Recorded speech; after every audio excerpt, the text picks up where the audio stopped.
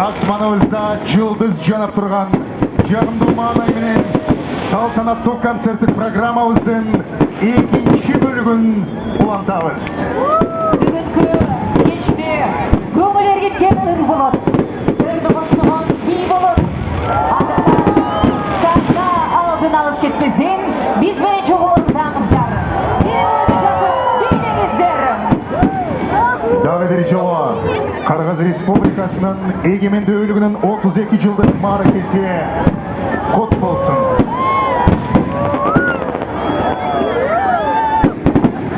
Эгемен сөзү Кыялбек Урманбетовдуку, музыкасы Мурзали Жээнбаевдики.